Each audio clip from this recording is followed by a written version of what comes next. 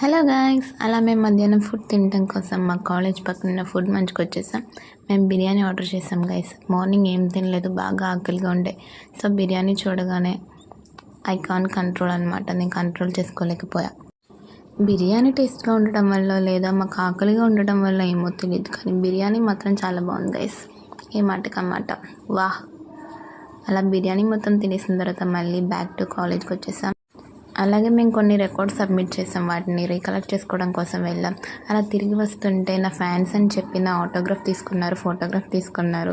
నిజమో కాదో నాకు తెలియదు, కానీ వాళ్ళు హ్యాపీ, నేను హ్యాపీ.